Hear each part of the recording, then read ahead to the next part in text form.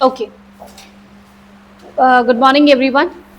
What is happening to the strength of this class? Strength में ऊपर ऐसे क्यों होता है कि आपकी स्ट्रेंथ कम होती चली जाती है विद टाइम? आप लोग के बैचेस डेली लगते हैं क्या ये एसएससी के? तो डेली इतनी स्ट्रेंथ रहती है या is it on only Sunday? इतनी ही रहती है ऑलमोस्ट. कोई नहीं. Okay, so what are we going to start today? हमने अभी जो लास्ट क्लास पढ़ी थी उसमें हम लोगों ने फंडामेंटल राइट्स पूरे कंप्लीट कर लिए थे. एम आई राइट और नॉट? याद आया आप लोगों को? हमने फंडामेंटल राइट्स पूरे करे थे. आर्टिकल 14 से लेके आर्टिकल 32 तक हमने सब कुछ पढ़ लिया था. ठीक है.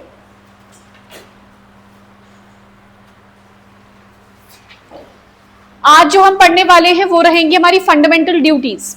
अब ये फंडामेंटल ड्यूटीज क्या होती हैं? राइट्स के साथ रिस्पॉन्सिबिलिटीज भी आएंगी आपके पास. मतलब अगर आपको कोई चीज बेनिफिट करी जा रही है सरकार द्वारा तो आपसे भी तो कुछ उम्मीद रखी जा रही होंगी. जैसे कि आपने पढ़ा था कि अगर हमारे पास फंडामेंटल राइट्स नहीं होते तो फिर पूरे इंडिया के अंदर ऑथोरिटेरियन रूल लग जाता. ऑथोरिटेरियन रूल क्या होता है? सरकार का जो मन होगा सरकार वो करेगी.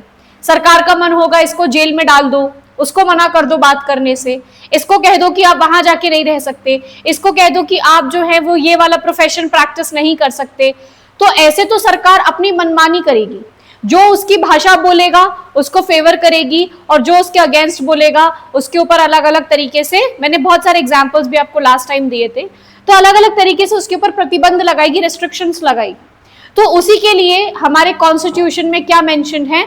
फंडामेंटल राइट्स मेंशन है कि सरकार आपके साथ कुछ भी गलत करती है या सरकार का कोई भी अधिकारी, अफसर, इंस्टीट्यूशन आपके संग कुछ भी गलत करता है तो आपके पास ये अधिकार हैं, ये राइट्स हैं. अगर आपको ऐसा लगता है कि आपको ये राइट्स के से आपको वंचित रखा जा रहा है तो आप सुप्रीम कोर्ट, हाई कोर्ट के पास जा सकते हैं. तो ये तो वो राइट्स हो गए जो कि सरकार ने आपको दिए हैं. लेकिन फिर जब आपको दिए हैं कुछ सरकार ने राइट्स तो फिर आपसे भी तो ये उम्मीद रखी जाती है कि आप भी कुछ चीजों का पालन करेंगे. अब फॉर एग्जाम्पल कि आप लोग बोले कि मेरे पास राइट टू स्पीच है और राइट टू स्पीच के चलते आप नेशन के लिए कुछ भी बोल दें, इंडिया के लिए, इंडियन फ्लैग के लिए आप कुछ भी बोल दें, और अगर आपको पुलिस पकड़ कर लेके जा रही होगी तो आप ये बात बोल दोगे, I have the freedom to speech, मैं तो कुछ भी बोल सकता हूँ, कुछ भी बोल सकती हूँ. तो क्या वो जस्टिफाइड रहेगा? Not at all. तो फॉर दैट रीजन सरकार ने कहा, कॉन्स्टिट्यूशन मेकर्स ने कहा कि अगर हम अपने लोगों को कुछ राइट्स देंगे तो हम उसके साथ साथ उनको रिस्पॉन्सिबिलिटीज भी देंगे. ठीक है. और वही रिस्पॉन्सिबिलिटीज को हम क्या बोलते हैं? फंडामेंटल ड्यूटीज बोलते हैं. अब सिर्फ राइट्स चाहिए या ड्यूटीज भी? हम सबको राइट्स चाहिए, जैसे कि फ्रीडम ऑफ स्पीच चाहिए, राइट टू लाइफ चाहिए. लेकिन जब ड्यूटी की बात आती है तो सब क्या बोलते हैं कि ये तो गवर्नमेंट का काम है. जैसे कि क्या ये हमारी ड्यूटी नहीं रहती है, बनती है कि हमें अपने सड़क साफ रखनी चाहिए? क्या ये हमारी ड्यूटी नहीं बनती है कि हमें अपने मॉन्यूमेंट्स जो हैं, जो भी हिस्टोरिकल मॉन्यूमेंट्स हैं, उनको प्रिजर्व करके रखना चाहिए? लेकिन क्या ऐसा सच में होता है? क्या आप ऐसा नहीं होता कि मॉन्यूमेंट्स पे जाते हो तो वहां पे कुछ एच किया गया होता है, चौक से, पत्थर से या किसी भी चीज से मॉन्यूमेंट्स की दीवारों पे कुछ लिख जाते हैं लोग? देखा है आपने या नहीं?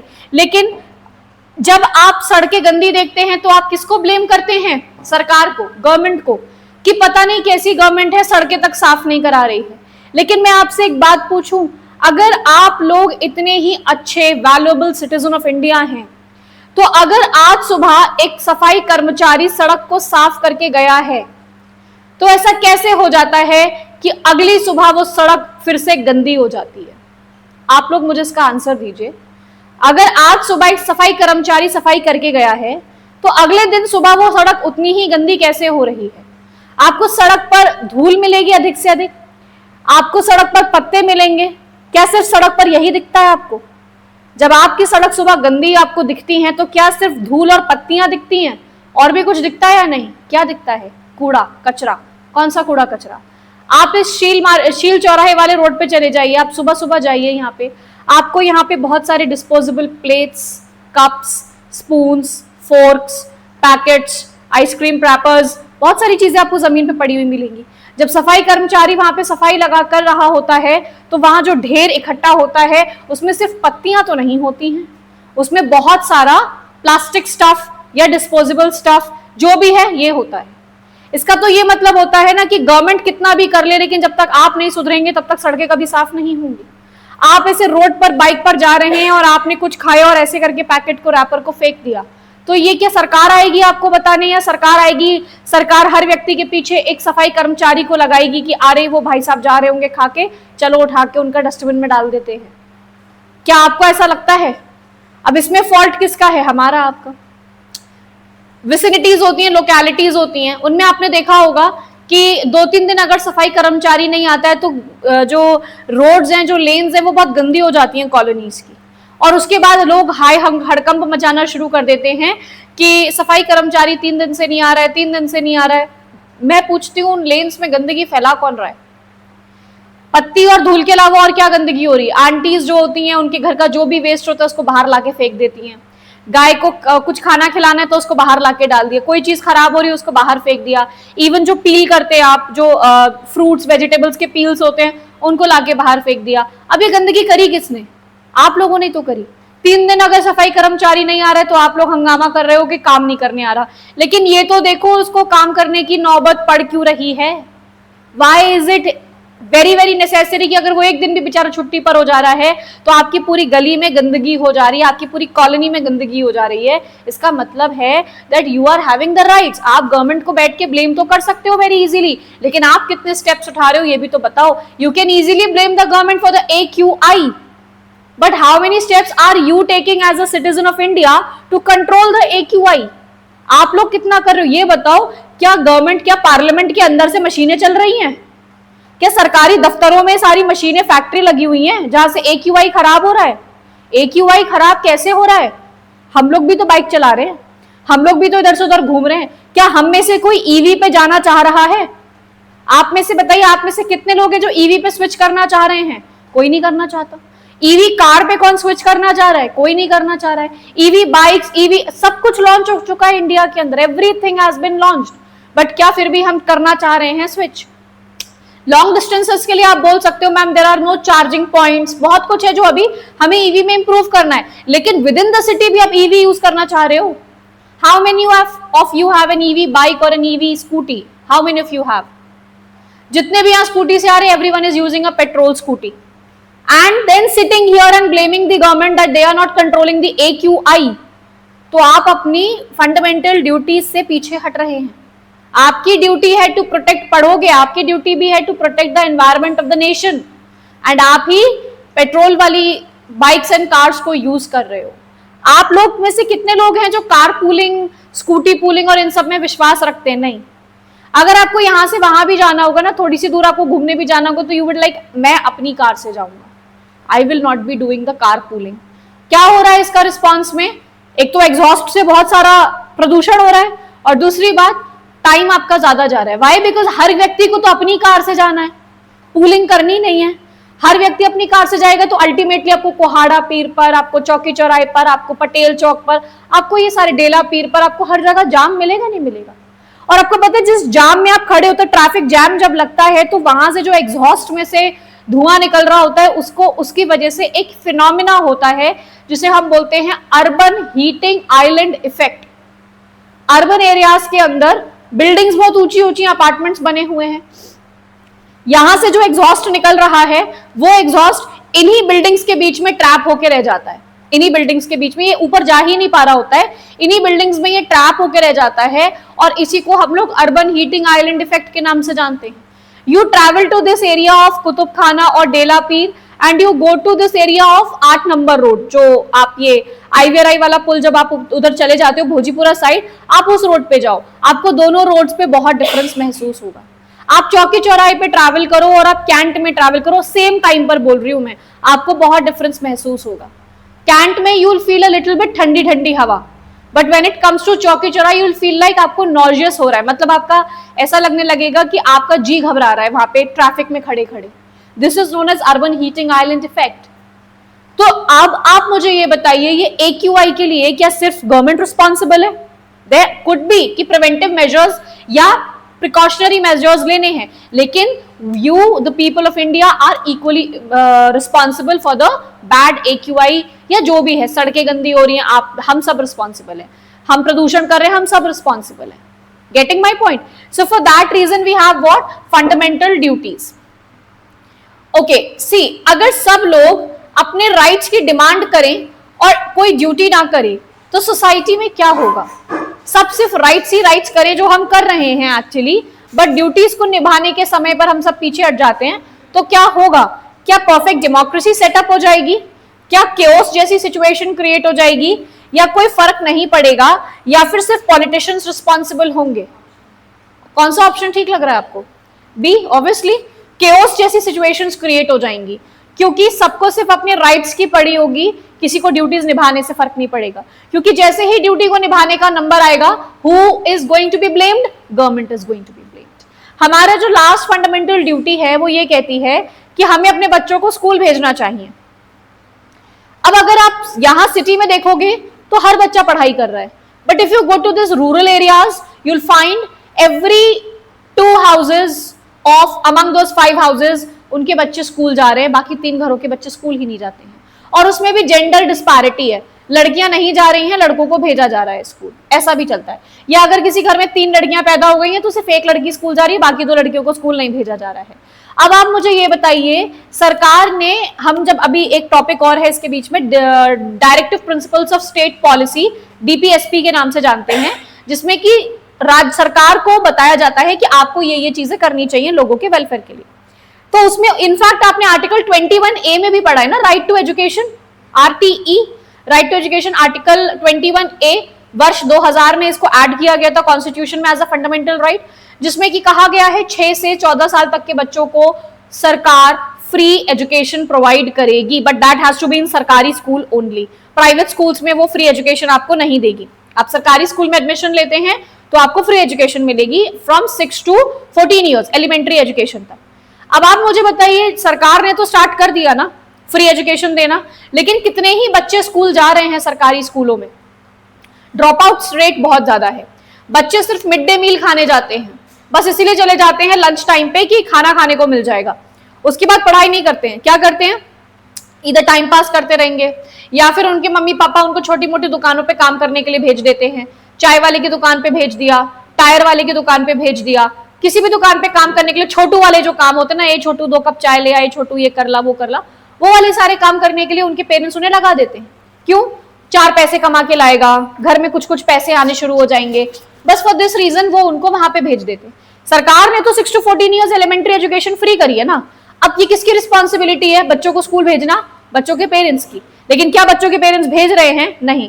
चंद रुपयों के चक्कर में फ्री एजुकेशन भी नहीं दिलवा रहे हैं और उनका पूरा का पूरा फ्यूचर बर्बाद कर रहे हैं। पंक्चर की दुकान पे रहेगा, चाय वाले की दुकान पे रहेगा तो क्या IAS बन जाएगा? नहीं। पंक्चर वाले की दुकान पे रहेगा तो बड़ा होके पंक्चर ही बनाएगा, और चाय वाले की दुकान पे जाएगा तो बड़ा होके चाय का स्टॉल ही लगाएगा, IAS नहीं बन जाएगा बच्चा। तो ये चीज रिस्पॉन्सिबिलिटी किसकी है? हम जैसे सिटीजन्स की। तो वही बात कही जा रही है कि एक केओस लाइक सिचुएशन क्रिएट हो जाएगी। देन देखिए, कॉन्स्टिट्यूशन ने हमें क्या दिया है? कॉन्स्टिट्यूशन ने हमें फंडामेंटल राइट्स दिए हैं, कॉन्स्टिट्यूशन ने हमें डायरेक्टिव प्रिंसिपल्स दिए हैं जो मैं आपको पढ़ाऊंगी, मतलब लास्ट वाली शीट में था वो, और कॉन्स्टिट्यूशन ने हमें फंडामेंटल ड्यूटीज दी हैं। फंडामेंटल ड्यूटीज के लिए जो आर्टिकल है वो है आर्टिकल 4A। ठीक है, अब मैं आपको बताती हूँ फंडामेंटल ड्यूटी को। आर्टिकल 3 जो था हमारा, सॉरी पार्ट 3 जो था हमारा, उसमें पूरी फंडामेंटल ड्यूटीज राइट्स मेंशन कर दिए गए थे, आर्टिकल 14 से लेके आर्टिकल 32 तक। फिर जैसे ही हमारा आर्टिकल 4 आया, आर्टिकल 4 में हमने हमारा अप्रोक्सीमेटली 36 से लेके 51 तक हमने डायरेक्टिव प्रिंसिपल्स भर दिए। डायरेक्टिव प्रिंसिपल्स बहुत सारे हैं, क्लास में पढ़ाऊंगी मैं अभी आपको। लेकिन जब हमने ये 2 काम कर दिए थे, उसके बाद हमें ऐसा महसूस होने लगा कि आपने लोगों को अधिकार दे दिए हैं, आपने राज्य को निर्देशन दे दिया है कि आपको लोगों के भले के लिए क्या क्या करना चाहिए।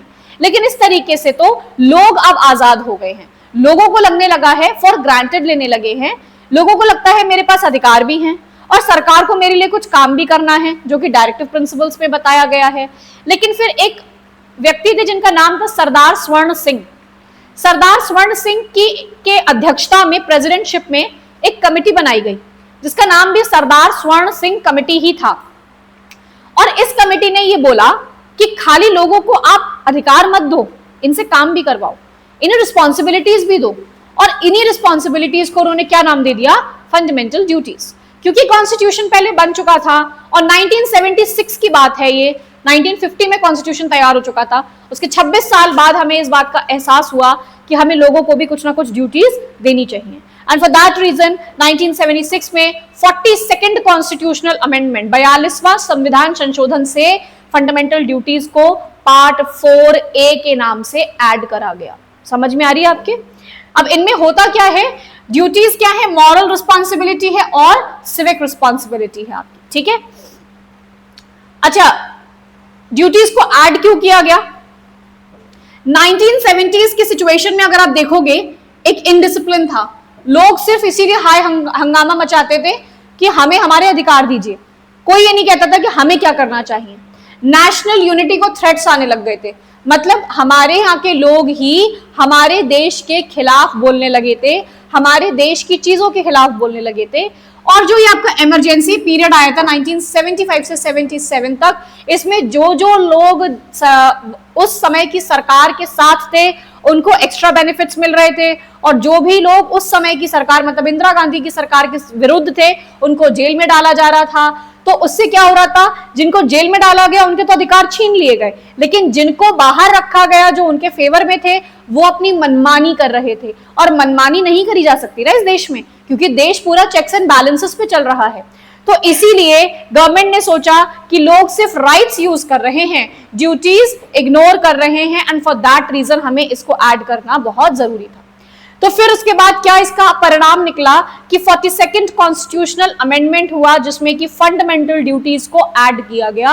और क्योंकि अगर आप हमारा इंडियन कॉन्स्टिट्यूशन देखेंगे तो ये दुनिया का सबसे बड़ा रिटन कॉन्स्टिट्यूशन कहलाता है, लार्जेस्ट रिटन डॉक्यूमेंट है हमारा इंडियन कॉन्स्टिट्यूशन। और इसको बच्चों हम एक और नाम से जानते हैं, patchwork of constitutions. Patchwork of constitutions का मतलब क्या होता है? फॉर एग्जाम्पल, आपने ऐसे बहुत सारे आर्ट्स देखे होंगे या आपने बहुत सारे ऐसे ब्रांड्स देखे होंगे जो क्या करते हैं, टेलर्स होते हैं, उनका जो उनके जब वो स्टिचिंग करते हैं तो कुछ ऐसे पीसेस होते हैं फैब्रिक के जो बच जाते हैं, जो किसी काम नहीं आते हैं, वो उनसे क्या करते हैं, उनसे ही एक पूरी ड्रेस डिजाइन कर देते हैं। वो जो पैच बचते हैं उन्हीं पैचेस को स्टाइल में स्टिच कर करके एक पूरी ड्रेस या पूरा एक टोट बैग या अलग अलग चीजें डिजाइन करते हैं। देखा है ना आपने, इसे बेस्ट आउट ऑफ वेस्ट के नाम से जाना जाता है। तो वही हमारा कॉन्स्टिट्यूशन भी है। हमारा कॉन्स्टिट्यूशन दुनिया के बहुत सारे कॉन्स्टिट्यूशंस को पढ़ने के बाद दुनिया के सारे कॉन्स्टिट्यूशंस में से इंपॉर्टेंट चीजें निकाल के, और हमने बेस्ट आउट ऑफ वेस्ट तो नहीं कहेंगे but best out of the बचे हुए कॉन्स्टिट्यूशन हमने अपना कॉन्स्टिट्यूशन बनाया है। तो आपको हमारे संविधान में जितनी भी चीजें देखने को मिलती हैं वो सारी हमने खुद से नहीं बनाई हैं, बल्कि हमने बहुत सारी चीजें फ्रांस से, जर्मनी से, देन आपके आयरलैंड से, अमेरिका से, ब्रिटेन से, सब जगह से हमने अलग अलग चीजें उठाई हैं। इवन ऑस्ट्रेलिया से, साउथ अफ्रीका से, यूएसएसआर से हमने ये सब लिया है। अब now this word is a quite confusing word for all of you. What is this USSR? Exactly, it's farmer Russia. मतलब 1990 क्या था, देखिए जो हमारा वर्तमान में जो करंट हमारा रशिया है,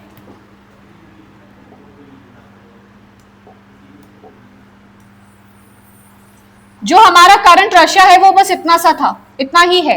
अब यहां से अगर आप देखोगे तो यूक्रेन है, देन आपका जॉर्जिया है, फिर आपके 3 बाल्टिक नेशन हैं, ठीक है, एस्टोनिया, लाटविया, लिथुआनिया, फिर इधर आपका अजरबैजान है, अर्मेनिया है। ये सारे जितने भी जगह है ना, ये सबको मिला के आप पहले कहा करते थे यूएसएसआर, ठीक है। हाँ, काइंड ऑफ करेंटली जैसे एशिया है अभी, ऐसे ही एशिया का ही पार्ट था, बट ये पूरा एक हुआ करता था। काइंड ऑफ यूरोप आप एग्जाम्पल में बोल सकते हो। यूरोपियन यूनियन अभी भी है ना, एशिया का तो कोई यूनियन नहीं है, बट यूरोप का एक यूनियन है, यूरोपियन यूनियन के नाम से जाना जाता है वो। तो ऐसे ही पूरा ये यूएसएसआर था आपका। फिर उसके बाद क्या हुआ, दिस ईयर केम 1991, एंड 1991 में इस यूएसएसआर का डिसइंटीग्रेशन हो गया। ये यूएसएसआर अलग देशों में टूट गया। इसलिए अगर आप कभी भी वर्ल्ड मैप ओपन करेंगे और उसमें आप देखेंगे रशिया की सिचुएशन, तो रशिया तो सबसे बड़ा वहां पे कंट्री दिखेगा, लेकिन उसके नीचे आपको जितने भी कंट्री दिखेंगे ना वो सब बहुत छोटे छोटे छोटे दिखेंगे, क्योंकि वो डिसइंटीग्रेट होके बने हैं। तो 1991 में ये अलग अलग हुए थे, बट 1991 से पहले इसको यूएसएसआर कहा जाता था। और हमने जब अपना कॉन्स्टिट्यूशन बनाया था तो 1950 था, और जब हमने ये 42nd कॉन्स्टिट्यूशनल अमेंडमेंट किया था तो 1976 था। और इन दोनों टाइम पर हमें रशिया के नाम से नहीं बल्कि हम किस नाम से जानते थे, यूएसएसआर के नाम से जानते थे। एंड इसीलिए आपको जब भी एग्जाम में देखने को मिलेगा तो आपको यूएसएसआर वर्ड देखने को मिलेगा, रशिया कभी भी नहीं मिलेगा। रशियन कॉन्स्टिट्यूशन नहीं बल्कि यूएसएसआर कॉन्स्टिट्यूशन देखने को मिलेगा। बात समझ में आ गई आपको? अब एक बार इसका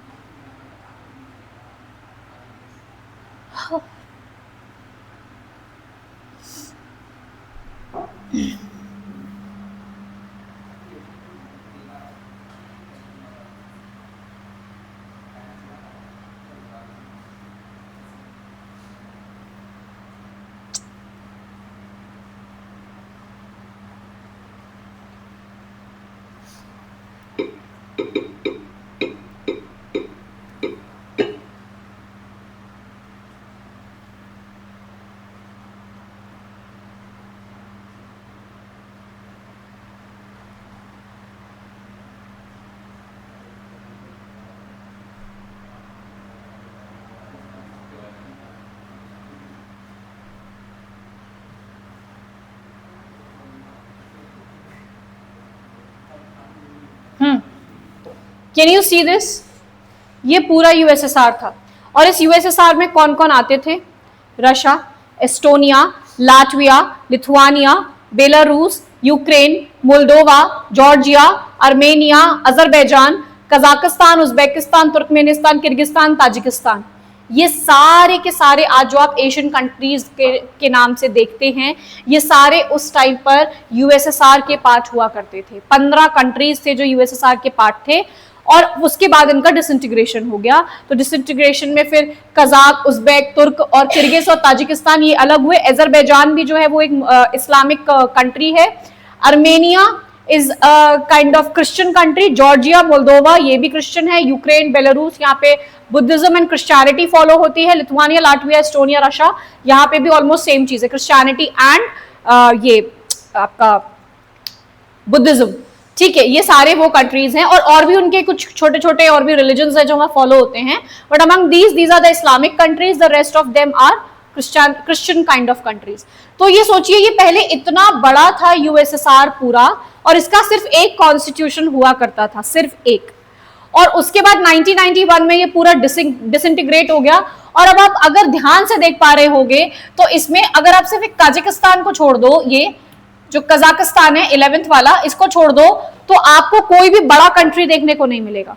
सारे देखो छोटे छोटे से कंट्रीज ही देखने को मिल रहे हैं। अगर आप इधर आ जाओगे ये वाले कंट्रीज को देखने के लिए, तो ये तो आपको बहुत छोटे दिखेंगे। जो ये आपका मोल्दोवा, जॉर्जिया और आर्मेनिया है, ये आपको बहुत छोटे छोटे देखने को मिलेंगे। और यहाँ पे भी अगर आप देखोगे एस्टोनिया, लाटविया, लिथुआनिया, जिन्हें हम बाल्टिक नेशंस के नाम से जानते हैं, क्योंकि ये जो आपको यहाँ पे दिख रहा है ना, ये वाटर बॉडी, ये एक्चुअली बाल्टिक सी है। ये तो बाल्टिक सी के पास लगे हुए हैं 3 कंट्रीज, इसलिए हम इन्हें बाल्टिक नेशंस के नाम से जानते हैं। Estonia, Lithuania, Latvia, sorry Estonia, Latvia, Lithuania, यही वो है क्रोनोलॉजी। एस्टोनिया, लाटविया, लिथुआनिया, तो ये बाल्टिक नेशंस हो गए। और ये सबसे बड़ा था उस टाइम पर भी, और अभी भी रशिया इन यूएसएसआर कंट्रीज में सबसे बड़ा था। Getting my point? ठीक है। अब कायदे में देखा जाए तो ये सिर्फ रशिया का कॉन्स्टिट्यूशन बन चुका है, लेकिन हम उसे अभी भी किस नाम से जानेंगे? यूएसएसआर का कॉन्स्टिट्यूशन। इतनी बात सबको समझ में आ गई? ठीक है।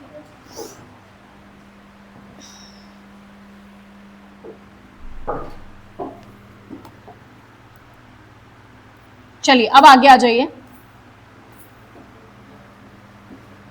ओके, आप लोग बताइए,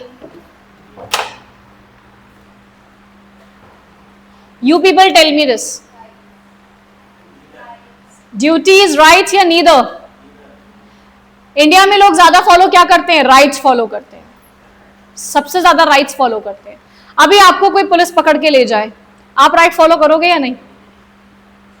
अगर अभी आपको 24 घंटे से ज्यादा मजिस्ट्रेट के को बिना आप के सामने पेश करे बिना आपको डिटेंशन में रखा जाए, आप तुरंत चले जाओगे राइट्स के लिए लड़ने।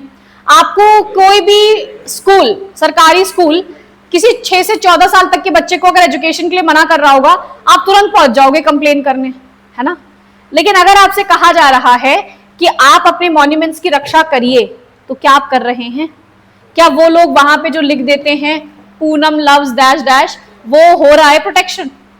कहा जा रहा है कि पेड़ नहीं काटने, क्या रुक रहे हो आप? पेड़ लगाने लगा रहे हो आप।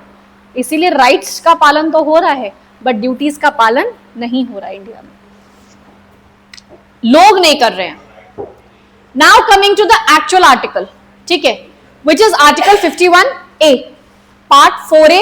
आर्टिकल का नंबर भी कितना है? 51A। अगर इनिशियली देखोगे तो इसके अंदर 10 ड्यूटी मेंशन थी 1976 में, बट बाद में 11वीं ड्यूटी को ऐड किया गया। ये बड़ा इंपॉर्टेंट क्वेश्चन बन जाता है कि 76 तक इसमें कितनी थी? 10, बाद में इसमें कितना किया गया और वो कब क्या ऐड किया गया था? 86th constitutional amendment and the year was year 2000। 86th constitutional amendment year 2000, और ये वही कॉन्स्टिट्यूशनल अमेंडमेंट है जिससे आर्टिकल 21A को भी ऐड किया गया था, and the article 21A is right to education. ठीक है, राइट टू एजुकेशन इस आर्टिकल का नाम था, इसे ऐड किया गया था, और तभी जो है आर्टिकल 51A का लास्ट वाली 11th ड्यूटी को भी ऐड किया गया था, राइट टू एजुकेशन। ठीक है, मतलब ये आपको बोला गया कि आपको अधिकार है एजुकेशन लेने का, लेकिन ये फंडामेंटल ड्यूटी भी बनाई गई कि 6 से 14 साल तक के बच्चों को एजुकेशन दिलवाना जरूरी है। ठीक है, अब आ जाइए ड्यूटीज पर। वो 10 ड्यूटीज और एक वो 1 ड्यूटी, उसकी ट्रिक क्या है? उसकी ट्रिक आपको बस इतना याद रखना है, शेयर एक्टिव CFP। ठीक है, शेयर एक्टिव CFP। देखो एज इट इज एग्जाम में ड्यूटीज को मैच करने के लिए आ जाता है। Duty number 1, duty number 2, duty number 3, duty number 4, इधर 4 ऑप्शंस दिए होंगे, मैच देम, कौन सी वाली सही है। ठीक है, तो ये ड्यूटीज को याद रखना आपको बहुत ज्यादा इंपॉर्टेंट है। तो क्या है हमारी easy trick? Share active CFP। अब सबसे पहला क्या था हमारा? ओके, पहले पढ़ लो फिर उसको देखेंगे। Constitution, national flag and anthem की रिस्पेक्ट करना है।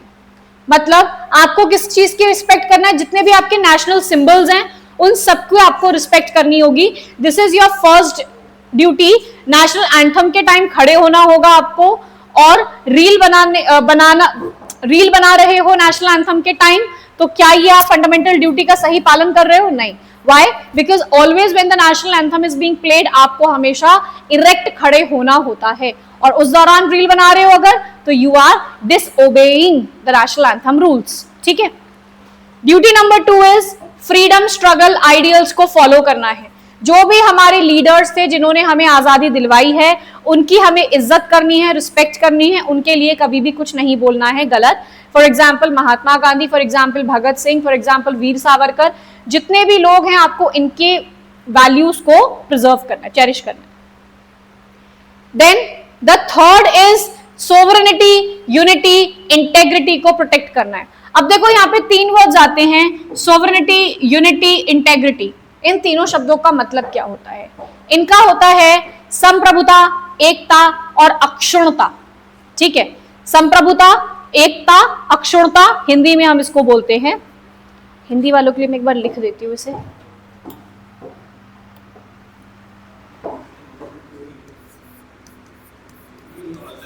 अभी बता रही हूं मैं आपको।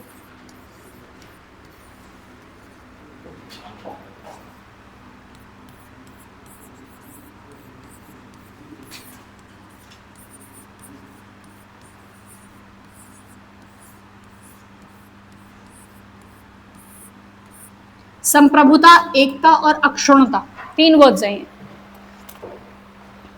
ठीक है, अब एकता बताने की तो मुझे जरूरत नहीं है। यूनिटी, यूनिटी मतलब हमें हमारे लोगों के बीच में भाईचारा बना के रखना है। अक्षुण्णता मतलब हमें अपने भारत को अक्षुण्ण रखना है, इंटीग्रेट करके रखना है, तोड़ने की भावना नहीं लानी है। मतलब कि हाँ जी, यूनिटी इज लोगों के बीच में रखना, अक्षुणता इज फिजिकल डेमोग्राफिकली हमें कोई भी स्टेट को अलग नहीं करने की डिमांड करनी है कि हमें भारत से अलग कर दो।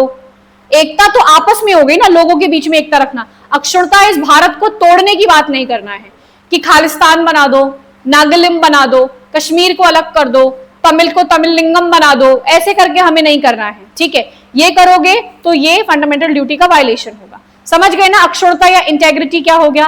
And the first word is sovereignty. Sovereignty का मतलब होता है कि आपके जितने भी डिसीजंस हैं, इंटरनल या एक्सटर्नल, इन दोनों ही प्रकार के डिसीजंस में इंडिया अपने आप डिसीजन लेगा। कोई भी बाहरी कंट्री उसको आके नहीं कह सकती कि आप ऐसा ऐसा डिसीजन लीजिए। India is absolutely free to take internal and external decisions. आंतरिक और बाहरी सभी निर्णय लेने का अधिकार भारत के पास रहेगा। जैसे कि जब मैं आपको इससे पहले प्रियम्बल पढ़ा रही थी, तब मैंने आपको कॉन्स्टिट्यूशन में एक वर्ड पढ़ाया था सॉवरन। तब भी मैंने आपको ये बताया था कि एग्जाम्पल है भूटान।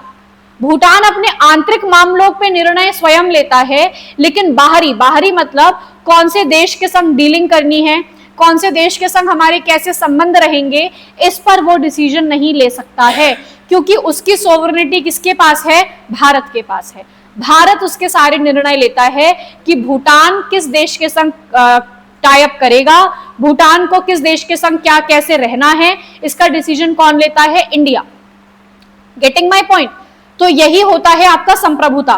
संप्रभुता मतलब हम अपने ही मालिक हैं, हम अपने ही प्रभु हैं। हम चाहेंगे तो होगा, हम नहीं चाहेंगे तो नहीं होगा। बाकी देश आके हमें सिर्फ एडवाइस कर सकते हैं, लेकिन ऑर्डर नहीं कर सकते कि आप उस देश के संग ऐसे ऐसे रिलेशंस बनाकर रखिए, या आप उस देश के संग व्यापार करेंगे या नहीं करेंगे, ठीक है। अब जो हो रहा है, जैसे कि आपके ऊपर अमेरिका ने टैरिफ्स लगा दिए थे, व्यापार मना करने को रोका था रशिया के संग, लेकिन ऐसा तो नहीं है ना कि इंडिया मान गया, उसने फोर्स करा। वो फोर्स कर सकता है, वो आपके ऊपर टैरिफ्स पे टैरिफ्स लगा सकता है, ताकि वो आपको फोर्स करे कि आप उस देश से सामान ना खरीदे, लेकिन ये कंप्लीटली आपके ऊपर डिपेंड करता है कि आपको खरीदना है या नहीं खरीदना है। तो despite tariff sanctions from America, India ने फिर भी रशिया से ऑयल इंपोर्ट करना बरकरार रखा, ठीक है। यही है हमारी संप्रभुता। हमें अपने संप्रभुता, एकता और अक्षुणता को प्रिजर्व करके रखना है। इसका मतलब यह है कि पहली बात तो हमें ऐसी कोई काम नहीं करना जिससे हमारे लोगों की एकता खराब हो, हमें एज अ पर्सन। दूसरा, हमें कोई ऐसी ऑर्गेनाइजेशन स्टार्ट नहीं करनी है जो ये कहने लगे कि हमारे स्टेट को भारत से दूर करो, अलग करो, हमें एक अलग कंट्री बनना है, तो हम ही तो करेंगे ना ऐसी ऑर्गेनाइजेशन स्टार्ट। और तीसरा, हम संप्रभुता कैसे कि हम इंडिया में रहने के बावजूद हम अपने कंट्री के रूल्स को ना फॉलो करके हम विदेशी लोगों की बातों को मान के उस काम को करने लग जाएं, तो हमारी संप्रभुता खराब हुई ना। इससे हम अपने देश के खिलाफ जाके, अपने देश के डिसीजंस के खिलाफ जाके कोई काम करेंगे तो ये हमें नहीं करना चाहिए। तो वो ये कह रहे हैं, ठीक है। मतलब भाई एंटी नेशनल एक्टिविटीज को अपोज करना है हमें as a citizen of India. अगला है कंट्री को डिफेंड करो। कंट्री को डिफेंड करना मतलब क्या कि सिर्फ आर्मी ही नहीं बल्कि सिटीजन्स को भी रिस्पॉन्सिबल बनाना है। आपने सिविल डिफेंस का नाम सुना होगा, सुना है किसी ने? What is this civil defence? Civil defence क्या होता है?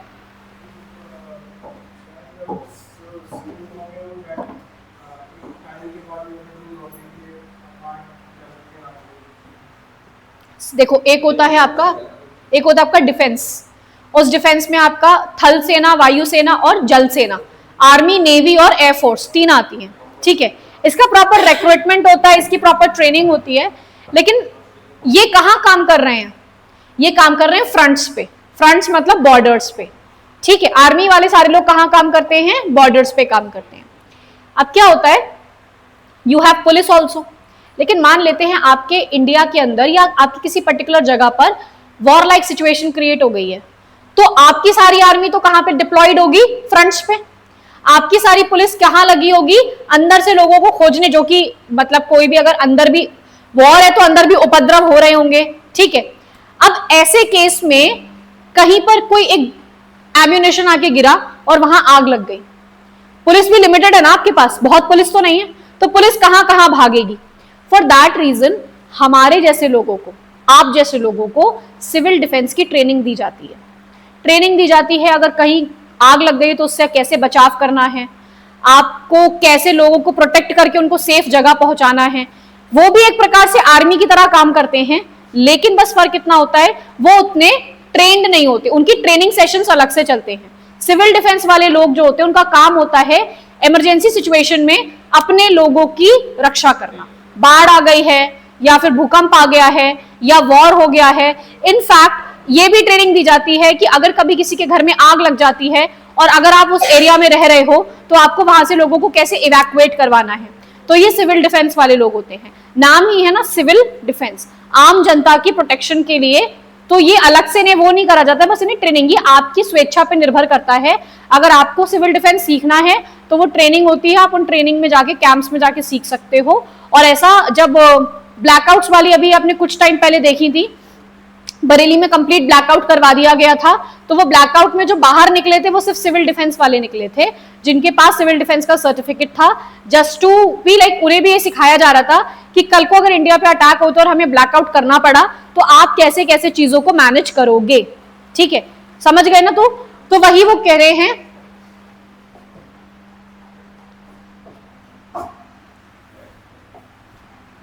दे are saying the same thing कि कंट्री में सिर्फ आर्मी को ही प्रोटेक्ट नहीं करना है, बल्कि सिटीजन्स को भी कंट्री को प्रोटेक्ट करने की रिस्पॉन्सिबिलिटी लेनी चाहिए। मान लेते हैं आप जहां रह रहे हैं वहां पे कोई टेररिस्ट घुस आया है, ठीक है, तो जिस अवस्था में हम आप लोग हैं, हम लोग सब लोग डर जाएंगे, डर के भागेंगे, रश फॉर आवर लाइफ, हम लोग भागेंगे अपनी जान बचाने के लिए। लेकिन सिविल डिफेंस वालों को ट्रेनिंग दी जाती है कि अगर कोई टेररिस्ट आया है तो अपनी तो जान बचानी है, इन सबकी जान बचानी है और साथ में उसको भी सरेंडर करवाना है, या कैसे भी करके उसके अटैक से अपने आप को बचाना है।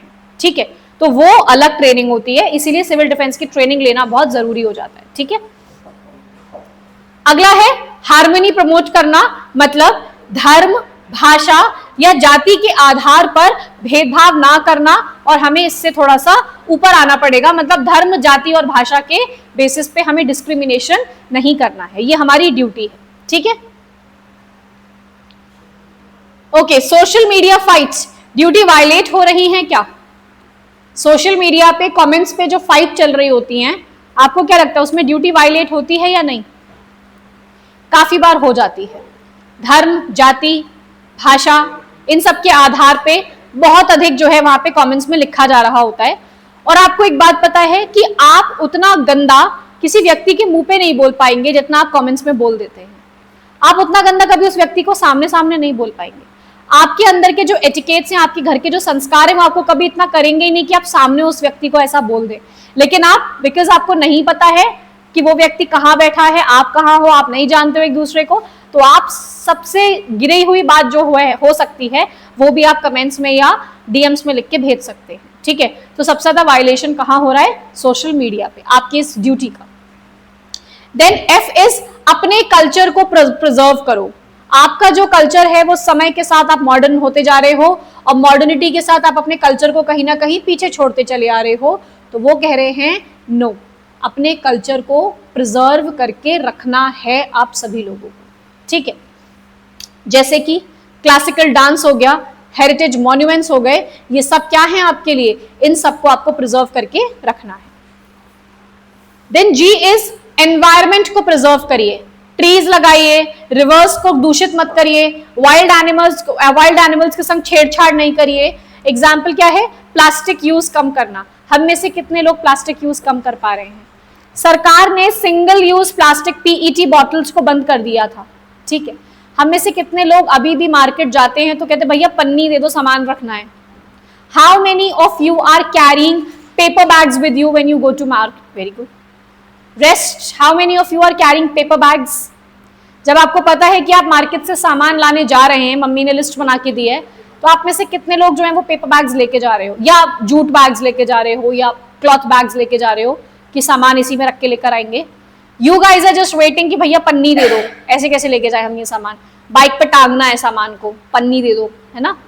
सो you people are not discarding plastic and then blaming the government government बंद कर रही है तब भी आप लोग चोरी छुपके कैसे भी करके पन्नियां निकलवा ले रहे हो कि भैया ऐसे कैसे सामान चला जाएगा, दो यार बाइक पे लेके जाना है, कहाँ रख के लेके जाए बाइक के ऊपर इसे। तो गवर्नमेंट बैन भी कर दे रही है तो भी आप ब्लैक मार्केट करवा के उसको पन्नी को बनवा रहे हैं और वही पन्नी को आप ले लेके घूम रहे हैं। इज दैट राइट और नॉट? सही बात है ये। नो वन ऑफ अस, हम में से कोई भी इंटरेस्टेड नहीं रहता है पेपर बैग्स लेने में। हम में से सब क्या इंटरेस्टेड रहते हैं, वो जो सस्ती वाली जो वो पन्नियां आती हैं उनमें सामान बांधा and so that we can carry it away. ठीक है, तो जो इनिशिएटिव्स हैं वो आपको लेने पड़ेंगे। Whenever you are going to market, you are thinking कि मुझे कुछ खरीदना है, carry your bags along with you so that वहां पे आप पन्नी ना लो। This is my thing। मैं कहीं भी जाती हूँ तो either I have my scooty, तो मैं जो सामान खरीदती हूँ इधर I keep it directly in the scooty। और मुझे लग रहा है कि कुछ ऐसा सामान है जो मुझे लाना है, ये बिल्कुल एग्जिजेंसी वाली सिचुएशन होती है जब मैं पॉली बैग्स लेती हूँ, वो तब जब मुझे पता है मेरे पास कोई भी ऑप्शन नहीं है, सामान इतना बड़ा है या इतना सारा है कि वो मेरी स्कूटी में नहीं आएगा, या मुझे अब घर जाके पेपर बैग लेकर या अपना टोट बैग लेकर आना पड़ेगा, तब मैं लेती हूँ। Otherwise I prefer everything. मैंने अगर इतना सा कोई सामान भी खरीदा, आई प्रेफर कि भैया ऐसे ही दे दो, इधर I can keep it in my bag और इन माई स्कूटी और समवेयर, ऐसे कहीं ना कहीं तो रखती हूँ। And more over I keep one paper bag always. वो ब्लिंकेट वगैरह वाले बैग्स आते हैं ना, वो मेरे परमानेंटली एक तो स्कूटी में पड़ा रहता है। वो अलग बात है कभी कभी बॉटल से पानी लीक हो गया तो वो गीला हो गया तो वो सौगी होके खराब हो गया, बट कोशिश ये रहती है कि उसके अंदर एक बैग पड़ा रहे मेरा, कि कभी कहीं सामान खरीदा है तो यू कीप इट इनसाइड। सो आप अपने अंदर ये चेंजेस लेकर आओगे तभी आपसे कोई और सीखेगा। लाइक मेरे से मेरी फ्रेंड ने सीख लिया, वो उसने देखा कि मैं हमेशा ऐसा करती हूँ, now she is also into it. वो मार्केट से पैदल सामान हाथ में पकड़ के ले आएगी, लेकिन शी ट्राइज की वो पॉली बैग ना ले। She is trying to discard poly bags now. तो आप अगर अपनी तरफ से इनिशिएटिव लोगे, व्यक्ति अपनी तरफ से करेगा ट्राई, तभी प्लास्टिक बैग्स खत्म हो पाएंगे, अदरवाइज प्लास्टिक बैग्स खत्म नहीं होंगे। ठीक है, देन साइंटिफिक टेम्पर डेवलप करो। साइंटिफिक टेम्पर मतलब लाइक एग्जाम से पहले लकी पेन यूज करना, that's not a scientific temper. वो ये चाहते हैं कि हमारे देश के अंदर अंधविश्वास बहुत ज्यादा है। हमारे यहाँ के जो बच्चे हैं वो बड़े ट्रेडिशनल चीजों पर काम करते हैं। ट्रेडिशनल चीज का मतलब क्या हो गया, बीए करा, बीएससी करा, जॉब कर ली, बीकॉम करा, जॉब कर ली, है ना। वो चाह रहे हैं कि थोड़ा सा साइंटिफिक टेम्परामेंट डेवलप करिए अपने अंदर कि कुछ अंधविश्वासों को आप खंडन कर सके। बिल्ली रास्ता काट गई तो आप अपनी स्कूटी, बाइक, कार रोक के खड़े हैं कि अभी पहले कोई और निकलेगा तब मैं निकलूंगी। ऐसा कुछ भी नहीं है। बिल्ली के रास्ता काट जाने से आप नहीं मरेंगे, मैंने ट्राई करा है। हाँ, एक्सीडेंट नहीं होगा, मैंने ट्राई करा है। हो सकता है, हाँ एब्सोल्युटली।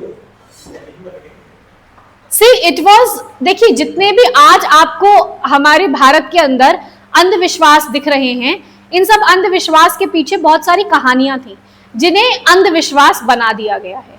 फॉर एग्जाम्पल, आपने ये चीज हिंदूज में देखा होगा कि श्मशान भूमि में महिलाओं का जाना मना होता है, अलाउड नहीं होता है। जो आपका प्रोसेशन जाता है उसके साथ कोई भी महिला नहीं जाती, वो सब घर में रुकती हैं, सिर्फ पुरुष लोग ही जाना अलाउड होते हैं। इवन बच्चे भी अलाउड नहीं होते हैं, बच्चों को भी मना किया जाता है कि शमशान नहीं जाएंगे अनलेस एंड अनटिल किसी बच्चे को ही मुखाग्नि देनी है। अगर बच्चे को ही मुखाग्नि देनी है तो वो जाएगा, अगर बड़े हैं उस घर में मुखाग्नि देने के लिए तो बच्चों को मना कर दिया जाता है। अब इसको क्या कहा गया कि ये एक अंधविश्वास है, महिलाओं के लिए एक कुरीति बना दी गई है कि महिलाएं क्यों नहीं जा सकती, they can also go. But the very simple fact is महिलाएं इमोशनली बहुत वीक होती हैं, बहुत वीक होती हैं। वीक एज एन मतलब महिला से ज्यादा इमोशनली स्ट्रॉन्ग भी कोई नहीं है, बट जब उसका कोई अपना जा रहा होता है तो महिला से ज्यादा कमजोर भी कोई नहीं होता है। अब आप एक बात बताइए कि अगर अभी बस सब बैठे हैं यहाँ पे, I should not say that word, but यहाँ बैठे बैठे भी अगर मैं कुछ एक कहानी आपको बताऊं कि किसी के, आपका कोई लव्ड वन है, जैसे मान लीजिए कोई दादी या नानी जो आपके बहुत क्लोज थी, जो अब नहीं रही, अगर मैं ऐसे बोलूं तो हो सकता है लड़कियों के मन में एक हल्का सा आंसू, हल्का सा आ जाए।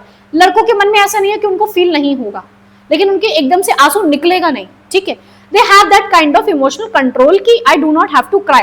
Crying is not a bad thing. लड़कों का रोना गलत नहीं होता है, लड़के भी रो सकते हैं, रोते हैं। Everyone cries, even my father cried when my बुआ एक्सपायर्ड, व्हेन माय दादी एक्सपायर्ड। हाँ, वैसे नहीं रोए जैसे मेरी बुआ दादी के मरने पे रो रही थी, लेकिन मेरे पापा भी रोए थे। वो मैंने उन्हें जीवन में पहली बार रोते हुए ही तब देखा था when I was in class 12, जब मेरी दादी, मतलब दादा के टाइम पे भी नहीं देखा था मैंने उन्हें रोते हुए, लेकिन दादी के टाइम पे ही came and he literally hugged my mother and he was sobbing. वो रो रहे थे, मैंने पहली बार उन्हें रोते हुए देखा था। बुआ मेरी मरी, बुआ पूरी रात मेरे पापा नहीं रोए, पता था बुआ का एक्सीडेंट हो गया, शी इज नो मोर, मतलब नहीं बचेंगी, वेंटिलेटर से जैसे ही हटाया जाएगा शी विल पास अवे। वो नहीं रोए पूरे टाइम। मेरे फूफा जी रो रहे थे बहुत ज्यादा, मेरे पापा नहीं रो रहे थे, लेकिन हाँ जब बुआ को उठा के ले जाने का टाइम आया, उन्हें जब ऐसे जमीन से उठा के उस पर रखने का, तब मेरे पापा की आंखों से मैंने आंसू देखे थे। तो ऐसा नहीं है कि my father does not cry, but even a man can cry, इसमें कोई दिक्कत नहीं है। But when it comes to मेरी मम्मा, जब मेरी नानी एक्सपायर हुई थी फॉर कंटिन्यूअस फॉर 3 days, मेरी मम्मा चुप नहीं हुई थी फॉर कंटिन्यूअस 3 days। कार में भी शी गॉट फेंटेड, सब कुछ हुआ, बिकॉज मेरा नानी घर काफी दूर है, तो हम जा रहे थे, शी गॉट फेंटेड, वहां से आके 3 दिन खाना नहीं खा रही है, सब कुछ कर रही है।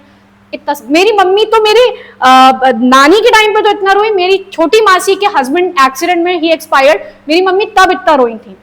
नानी तो चलो माँ थी तो रोना जायज था, वो अपने छोटी बहन के पति के एक्सपायर होने पे इतना रोई थी, क्योंकि उन्हें ये लग रहा था मेरी छोटी बहन है सबसे ज्यादा, और इतनी छोटी उम्र में ऐसा हो गया, ये वो वाला कॉन्सेप्ट उनको बहुत हिट कर रहा था। तो मम्मियां तो बहुत रोती हैं, पापा कम रोते हैं। तो अब आप ये सोचो, अगर ऐसी सिचुएशन में मेरी मम्मी को नानी के, जहां नानी को मुखाग्नि दी जा रही थी, मेरी मम्मी को लेके जाया जाता, जो औरत सिर्फ यहां से हम नानी घर से ही वापस आ रहे थे और हाफ वे हमें पता चला नानी एक्सपायर्ड, हम हाफ वे वापस लौटे हैं, तो सोचो वहां से मेरी मम्मी बेहोश होके गई हैं पूरी कार के अंदर, तो क्या वो मेरी नानी को वहां जलते हुए देख पाती?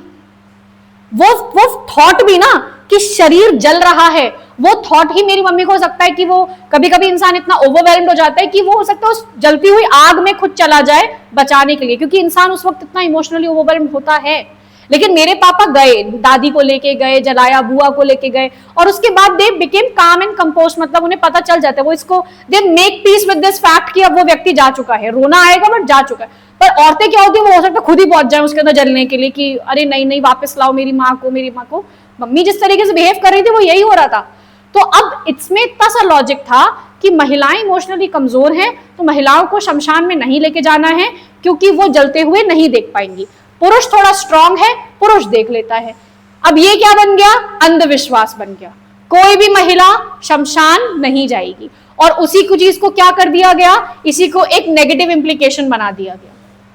सिमिलरली आप लोग जो कहते हो कि बिल्ली ने रास्ता काटा तो भाई रुक जाओ, इसके पीछे का लॉजिक ये था, earlier there used to be jungles, they were no roads as such, they used to be jungles, और आपको जंगल्स को क्रॉस करके जाना होता था। Whenever a cat runs very fast, cat हमेशा धीरे चलती है, हमेशा। Whenever a cat runs very fast, इसका मतलब ये होता था either there is some wild animal or there is some snake behind उसके, जिसकी वजह से वो भाग रही है। कभी आपने कैट को भागते हुए देखा है? नहीं। कैट बड़ी एलिगेंटली वॉक करती हुई जाएगी। कैट वॉक ही इसीलिए फेमस है ना, लड़की जो मॉडल वॉक होती है उसको कैट वॉक इसीलिए कहा जाता है, क्योंकि अमंग द एनिमल्स सबसे ज्यादा graceful and elegant walk cat करती है, और कैट हमेशा स्लो एंड स्टेडली वॉक करती हुई जाएगी। लेकिन अगर कैट दौड़ती हुई गई है, इसका मतलब वो she is running for her life, अपना जीवन बचाने के लिए दौड़ रही है। तो जब बिल्ली रास्ता काटती थी तो माना जाता था या तो पीछे कोई जानवर आ रहा है या सांप आ रहा है, तो लोग वहां रुक जाते थे कि लेट दैट जानवर ऑल्सो पास, उसके पास होने के बाद हम जाएंगे। लेकिन अब जब रोड्स बन गए हैं, अब जब इतना सारा हो गया, तो अब वो बेचारी जानवर से नहीं भागती है, वो हमारे ट्रैफिक को देख के भागती है। जब भी बिल्ली रास्ता काट रही है तो वो हमारे ट्रैफिक के डर से एकदम भागती है, दौड़ती हुई जाती है, सो दैट वो दब ना जाए किसी भी व्हीकल के नीचे। बट हमने इसको क्या बना दिया? अंधविश्वास, कि बिल्ली ने रास्ता काटा तो खड़े हो जाओ। अरे कौन सा जानवर आएगा? अब तो चौकी चौराहे पे कौन से जानवर दौड़ रहे हैं कि आपके सामने से रास्ता काटी तो आप खड़े हो गए चौकी चौराहे पे जाके कि ना ना ना बिल्ली रास्ता काटी। Even I have seen some people, some क्या कहूं, मेरे ही घर में है, मैं तो वही, मेरे ही घर में इतना अंधविश्वास है कि वी वर हम लोग जा रहे थे and this was this Rampur garden वाला रोड, एंड हम लोग फैमिली डिनर के लिए जा रहे थे। It was around 10 o'clock at the night, तो इतना रात में ट्रैफिक इतना होता भी नहीं है, एंड दिस बिल्ली केम एंड वो आगे से रास्ता काट के चली गई। यू वोंट बिलीव, मेरे मम्मी पापा कार से उतर गए कि let's wait for someone else to cross this first. मतलब आई वाज लाइक कि भाई चलो यार, मतलब 11-12 बज जाएगा तुम लोग को यहाँ पे ऐसे खड़े खड़े, बट दे वर लाइक अच्छा 10 बज रहा है और वो रामपुर गार्डन के रोड पे इतना ट्रैफिक होता नहीं है रात में। तो हम लोग खड़े रहे, मैं और मेरा भाई, हम लोग वेट कर रहे हैं कार में बैठे बैठे कि चलेंगे चलेंगे। मम्मा डैड बाहर हैं कि नहीं पहले किसी को क्रॉस करने दो।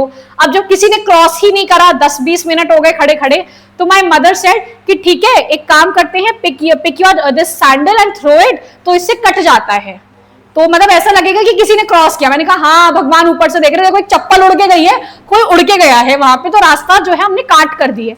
एंड पेरेंट्स को आप नहीं समझा सकते, वरना पेरेंट्स ये कहेंगे तुम ज्यादा पढ़े लिखे हो गए हो तो अब तुम हमसे जबान चलाते हो। तो उन्होंने लिटरली चप्पल निकाली and they through it this way, and उसके बाद फिर मेरे भाई ने कार आगे बढ़ाई है, मेरी मम्मी उतरी है, फिर उन्होंने अपनी चप्पल पहनी है, एंड देन वी वेंट। मैं ये सोच रही थी अगर आज इस कार का एक्सीडेंट हुआ इन सब के बावजूद तो फिर जो होगा। My mother is kind of a little bit superstitious. It was in, I don't remember that year, मम्मा डैड की एनिवर्सरी थी on 10th of February and मम्मा was driving the Scooty and dad was on bike. हम लोग, मैं मम्मा के पीछे बैठी थी और मेरा भाई जो है वो पापा के पीछे। एंड मम्मा ने वो साल के शुरुआत में वो नहीं आती राशियां, तो माई मदर्स राशि इज दिस मिथुन। तो उन्होंने वो चीज पढ़ ली कि ये वर्ष आपके लिए वाहनों के लिए बड़ा घातक होगा, आपका एक्सीडेंट हो सकता है, ये है वो है। एंड व्हाट हैपेंड, ये जो रामपुर गार्डन वाला चौराहा है जहां से हम चौकी चौराहे पे जाते हैं, वहां देयर वाज अ पेबल और मेरी मम्मा की स्कूटी काइंड ऑफ डिसबैलेंस हो गई उसके ऊपर, एंड इधर से एक बस क्रॉस कर रही थी, बरेली कॉलेज से एक बस आ रही थी, ऐसे क्रॉस कर रही थी। हमारी स्कूटी, मैं पीछे बैठी थी, हमारी स्कूटी हल्की सी डिफ्लेक्ट हुई, लेकिन मम्मा ने उसे हैंडल कर लिया। Since that day, my mother has not touched the scooty. Since that day, वो वर्ष उन्होंने पूरा यही कह के करा कि नहीं नहीं नहीं मेरी राशि में लिखा है मेरा एक्सीडेंट होगा। तो मेरी मदर ने पूरे साल वो स्कूटी नहीं छुई, और फिर उनकी धीरे धीरे आदत से चली गई स्कूटी छू करना। वो पहले भी हल्का सा डरती थी स्कूटी चलाने में, और वो भय बहुत ज्यादा इंस्टिल हो गया उनके अंदर, और वो हो गया। हमने उन्हें बहुत कहा मम्मा ऐसा कुछ नहीं होता है, एंड यू वोंट बिलीव, उसी दौरान वो जो मेरे मासी के जो हस्बैंड एक्सपायर हुए थे, उनका काफी साल पहले वो भी मिथुन राशि थे, उनका एक्सीडेंट हुआ था, बहुत ज्यादा पूरा चोट वोट आई थी। And my mother got a point to validate her कि देखो तुम लोग मानते नहीं हो गया ना हरीश का एक्सीडेंट, हुई ना, देखा, इसीलिए उसका भी वाहन से हुआ है, मेरा भी वाहन से होता, तभी मैंने स्कूटी चलानी छोड़ दी। And since the day she validated her point, उस दिन से उन्होंने स्कूटी ही नहीं टच करी है। शी इज लाइक कार भी कभी नहीं चलानी है, स्कूटी भी कभी नहीं चलानी है, हमने खाली प्रिंसेस ट्रीटमेंट की तरह पीछे बैठ के जाना है, हम कभी यूज नहीं करेंगे। तो इतना सुपरस्टिशियस हो गई मेरी मदर कि शी काइंड ऑफ, मैं तो कभी ना हूं ऐसे, she always has asked us कि कभी भी ओवरब्रिज बन रहा है तो ओवरब्रिज पे तुम सबसे पहले नहीं जाओगे, एक आध मृत्यु होगी पहले उस पर, तब तुम स्टार्ट करोगे। इतना इतना सुपरस्टिशियस मेरे पेरेंट्स के अंदर है कि कोई भी नई चीज बनती है तो that asks for a Bali first, कि किसी एक कोई एक एक्सीडेंट होना होता है उस पर, एंड आफ्टर दैट आप जा सकते हो। तो ये जो बना था आपका आइजट नगर वाला वाई शेप जो बना है ना आइजट नगर पे, तो जब ये बना था तो we had this craze kind of a thing कि उस वक्त इतना ट्रैफिक चलता नहीं था, वी वर लाइक कि पूरी फुल स्पीड पे स्कूटी दौड़ाएंगे एंड काइंड ऑफ रेसिंग वेसिंग करेंगे, इतना ट्रैफिक नहीं था। तो I and my friends decided to do this. तो माई मदर वॉज, उन्हें पता चल गया बाई मिस्टेक, क्योंकि मैं ही बेवकूफ थी, मैंने ही एक दिन बोल दिया कि वहां ऊपर से खड़े होकर पूरा दिख रहा था, इधर भोजीपुरा दिखता है, इधर ये दिखता है। आई गॉट इतना ज्यादा स्कोल्डेड कि तुम ऐसे कैसे बिना बताए चली गई, तुम्हें मना करा है ना, ओवरब्रिज पे जब तक एक एक्सीडेंट नहीं हो जाता तब तक नहीं जाया जाता है। मतलब मैं सेफली बचकर आ गई हूँ, मेरा एक्सीडेंट नहीं हुआ है, अब जिसका होना हो उसका हो, ठीक है। सो साइंटिफिक टेम्परामेंट डेवलप करना पड़ेगा, मेरे घर में मेरे मम्मी पापा में नहीं पर मेरे अंदर डेवलप होगा, ठीक है। तो आपको भी यही कहा जा रहा है कि ब्लाइंड फेथ नहीं करना बल्कि लॉजिकल थिंकिंग डेवलप करनी है।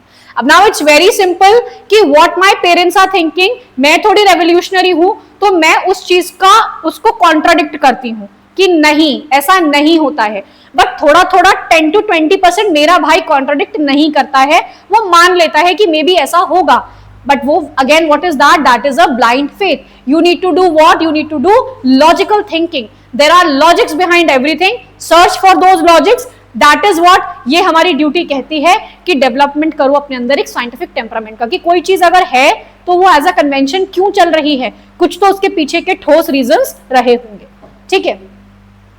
लेकिन मैं इस टाइप की भी हूं, I am this type of a girl also.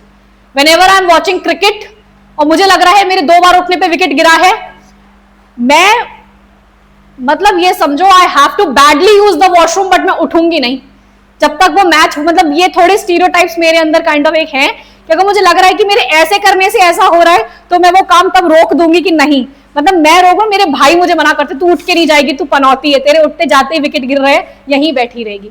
तो वो है, कभी कभी है, वरना I am very logical person. Then public property को सेफगार्ड करना है, बसेस को नहीं जलाना है, पार्क्स को नहीं तोड़ना है, बिल्डिंग्स को डिमोलिश नहीं करना है। आपको अगर अपना ये प्रूफ दिखाना है कि आप किसी भी नीति या सरकार के साथ नहीं है, तो उसका मतलब ये नहीं होता कि आगजनी कर दो, बसें जला दो और ये सब चीजें कर दो। पब्लिक प्रॉपर्टी को आपको सेफगार्ड करके रखना है। देन एक्सीलेंस के लिए स्ट्राइव करना है, हर व्यक्ति को अपने अंदर एक्सीलेंस लाना है, क्योंकि यदि हर व्यक्ति अपने अंदर एक्सीलेंस के लिए ट्राई करेगा तो ऑटोमेटिकली पूरा इंडिया ट्राई कर रहा होगा, और ऑटोमेटिकली फिर इससे क्या होगा, पूरा इंडिया का ही अपलिफ्टमेंट हो जाएगा। तो आपको अपने एक्सीलेंस मतलब हर काम में बेस्ट देना है आपको अपना, ये आपकी ड्यूटी है। And the last duty is education for children 6 to 14 years. 6 से 14 साल तक के बच्चों के लिए पेरेंट्स की ड्यूटी है कि वो अपने बच्चों को एलिमेंट्री एजुकेशन दिलवाएं। ठीक है, नाउ कौन सी ड्यूटी एनवायरमेंट से रिलेट करती है? ड्यूटी नंबर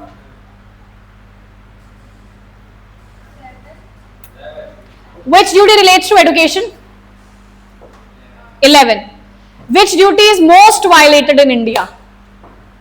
आपने लिखी होंगी ड्यूटीज, एक बार पढ़ो और बताओ सबसे ज्यादा कौन सी? हाँ, एनवायरमेंट वाली, प्रोटेक्ट एनवायरमेंट। और कोई?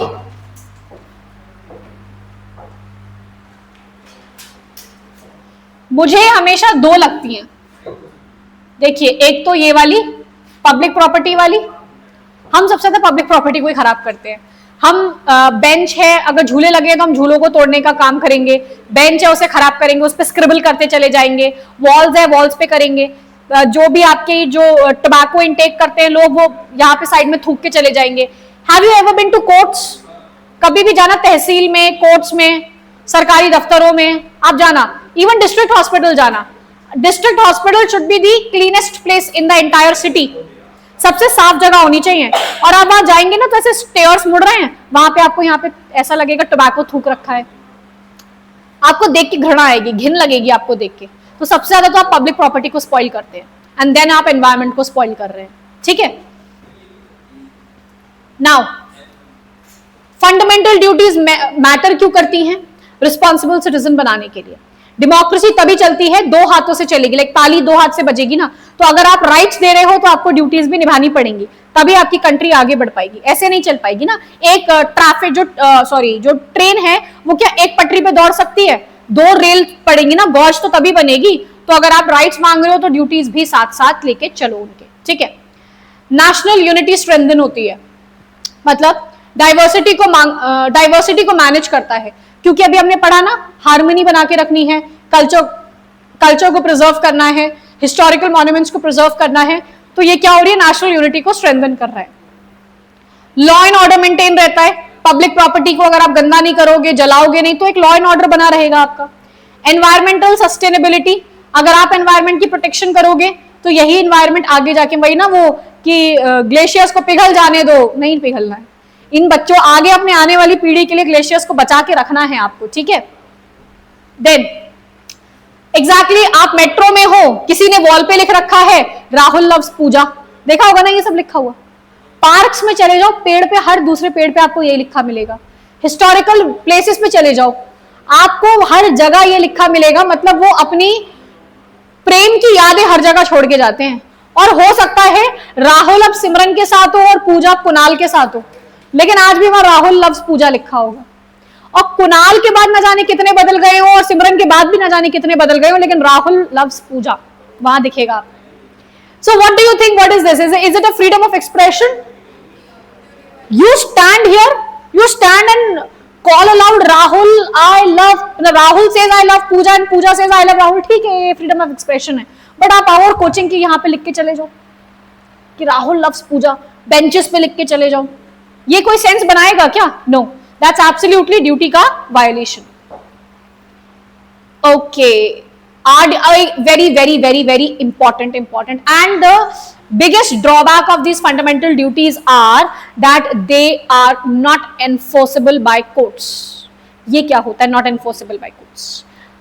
आपने मान लेते हैं कि आपने यहां पे स्क्रिबलिंग कर दी, स्क्रिबलिंग करके खराब कर दिया, मैं जाऊं कोर्ट में कि सर इन्होंने मेरी कोचिंग की वॉल पे स्क्रिबल किया है, इनको जेल में डालिए क्योंकि इन्होंने फंडामेंटल ड्यूटीज का वायलेशन करा है. नहीं कर सकते क्योंकि ये सारे के जितने भी ऊपर दिए हुए हैं 11 के 11 ड्यूटीज, इनको कोर्ट आपसे फोर्स तो कर लेगा कि यार आप क्या कर रही हो, इतनी बड़ी हो, समझदार हो, इसको आपको करना शोभा देता है क्या, नहीं करना चाहिए आपको, अगली बार से आप नहीं करेंगी. कोर्ट खाली इतना डरा धमका के तो भेज सकता है इन्हें, लेकिन कोर्ट फॉर दिस रीजन इन्हें जेल में नहीं डाल सकता कि आप स्क्रिबल कर आई हैं, आपने फंडामेंटल ड्यूटी का उल्लंघन किया है तो आप जेल जाएंगे. नहीं, आप फंडामेंटल राइट का उल्लंघन करेंगे कोई आपका, वो जेल जा सकता है, लेकिन फंडामेंटल ड्यूटी का उल्लंघन करके कोर्ट आपको ये नहीं कह सकता कि एक काम करिए, आप ये काम करें 10,000 रुपए जुर्माना भरिए. नहीं, दे आर नॉन एनफोर्सेबल, उनको कोर्ट एनफोर्स नहीं करवा सकता. जैसे हेबियस कॉर्पस, मैंडेमस, सर्शियोरारी, कोर्ट के आदेश पे आपको पालन करना पड़ता था, इनका पालन नहीं करना. कोर्ट आपको सिर्फ हिदायत दे सकता है. यही तो रीजन है, आपने एक केस पढ़ा होगा कि सभी मूवीज से पहले नेशनल एंथम प्ले करने की बात हुई और उस नेशनल एंथम को प्ले करने में ऐसा ऑब्जर्व किया गया कि बहुत सारे लोग खड़े नहीं होते थे, बैठे बैठे नेशनल एंथम बज रहा है थिएटर्स में और वो बैठे हुए हैं, दे आर नॉट स्टैंडिंग. तो इसके लिए लोगों ने कंप्लेन करनी शुरू कर दी कोर्ट में जाके कि भाई ये नेशनल एंथम एक नेशनल सिंबल है, इंटेग्रिटी वाली बात है और ये लोग खड़े नहीं हो रहे हैं उसमें. तो फिर कोर्ट में बहुत लंबा केस चला था ये वाला. तब कोर्ट ने ये कहा कि जो आपका नेशनल एंथम है वो ड्यूटी नंबर 1 है आपकी,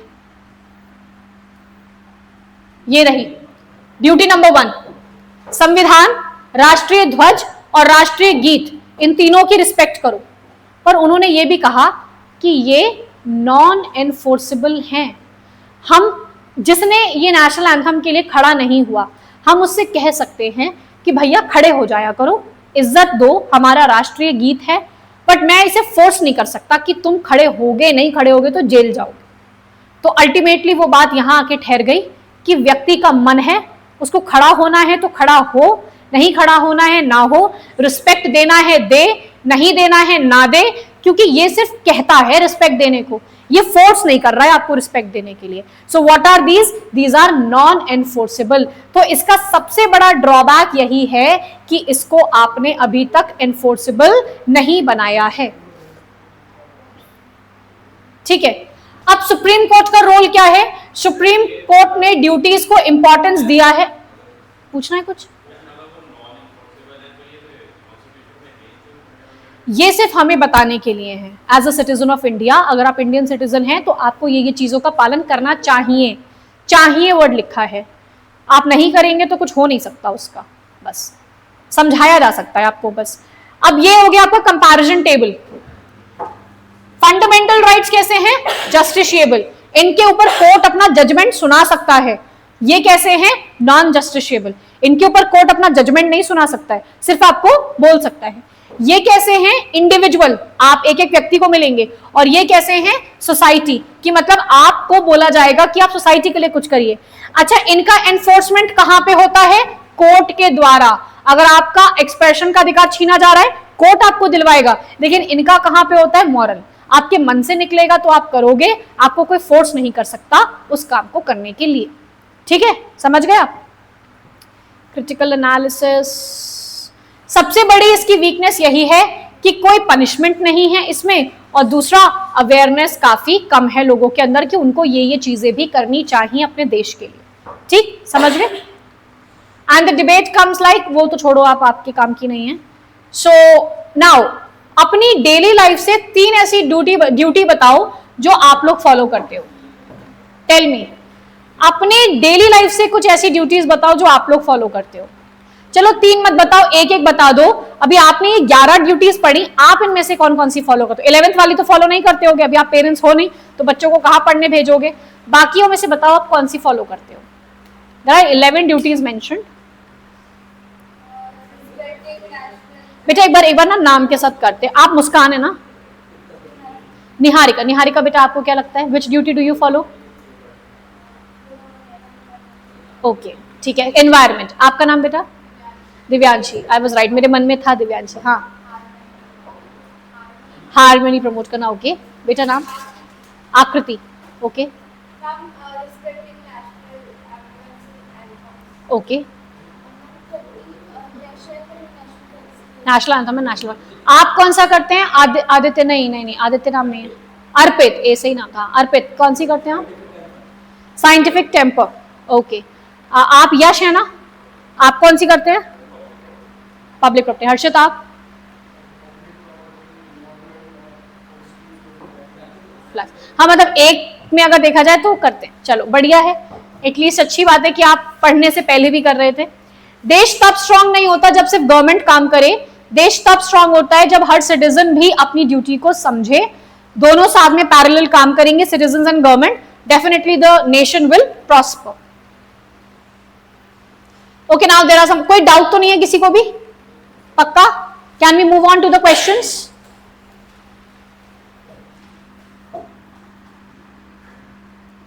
Here are they. Start solving.